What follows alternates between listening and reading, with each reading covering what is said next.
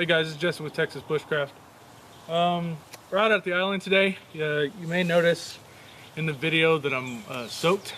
It's because we had to cross, obviously, a river to get over here because it's an island. And it rained pretty profusely last night. Pretty good storm we got. And I'm soaked up to about my stomach. Anyway, because of that, I'm going to build a raised bed. Now, I've seen them built multiple times. And I kind of want to do it my own style, my own way. I'm just going to wing it. And what I'm going to start doing is just gathering materials.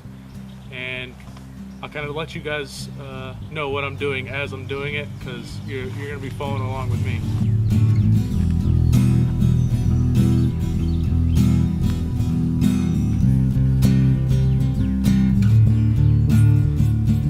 Alright, so I have no plan at all.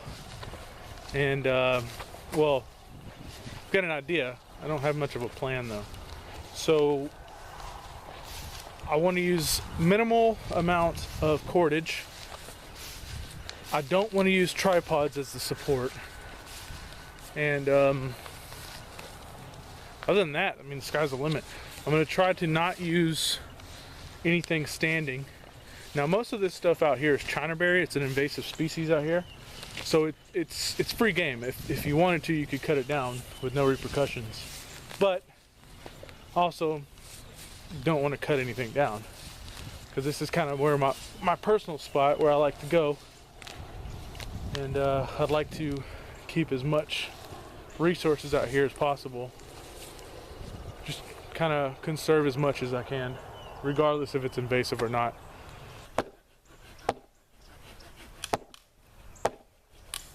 Alright, so here's what I did. I got the 4 Y posts in each corner. Luckily they were able to drive into the ground pretty easily. All this air, or all this soil out here is pretty soft. Then I laid my 2 support beams across the Ys, and then I got a bunch of wrist size all the way down to, you know, maybe twice the size of your thumb saplings. They grow off these Chinaberries. And I used a Bacho for all of this, a folding saw.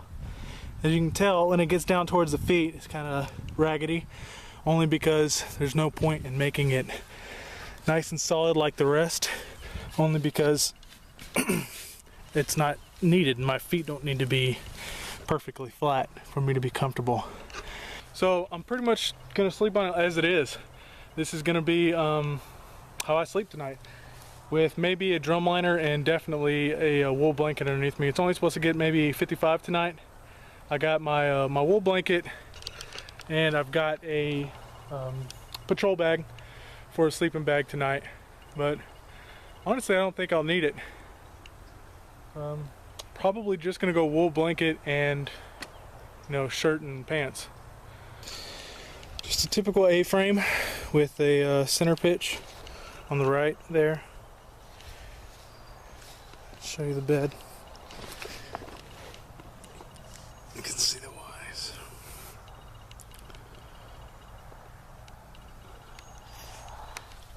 Now this thing is actually really comfortable, despite it being just logs underneath me. That's my wax canvas bag I sewed just to put stuff in. Right now it has a jacket in there. It's gonna serve as my pillow tonight. Here's my tarp set up. There's Alex's hammock in the background. And then if with the sides folded up, if I did think it was gonna rain, I could really just flip those down like that on either side.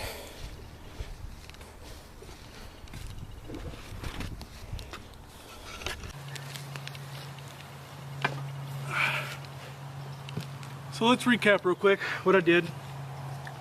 I got the Y forks here as the support for my main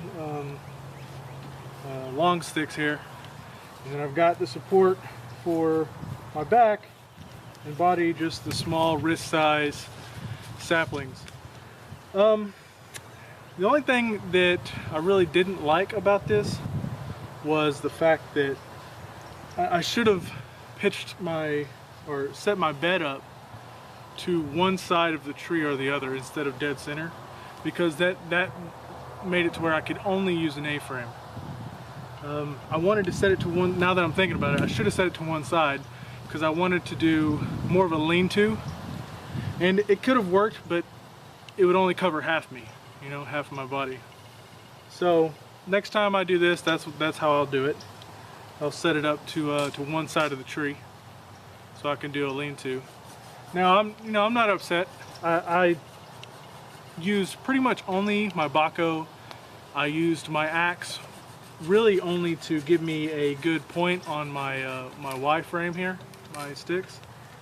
Other than that, there's no cordage used at all. It's just a bunch of sticks jammed between, you know, one side to the other to keep everything kind of locked in. Now it'll move around if you really start, you know, jostling through it, but other than that, it's solid. I mean, you can see I'm a big dude. It ain't going nowhere. And really the only way that the Y sticks are working right now is because this soil is just soft. I mean, I pushed probably 1.5 feet of these Y frames, these Y sticks here, into the ground with just body weight. So, I mean, it wouldn't, anywhere else in Central Texas, you wouldn't be able to do that. This is just a unique spot like that. So, no cordage, 2 tools, and I got a bed out of it. Didn't have to do any type of tripods for the supports or anything. Tripods would definitely be more useful in another region if you can't get the stakes into the ground like I was able to. But I enjoyed the process. I had a lot of fun. It took probably, I don't know, we probably started around 10 if I were to guess, maybe a little bit earlier than that, probably 9 or so, and really didn't finish till about 2. And that's really because we were kind of just lollygagging around, having a good time, you know, talking about gear like we like to do with knives. So I guess that's gonna be it. I'm Jesse with Texas Bushcraft, and see you next time.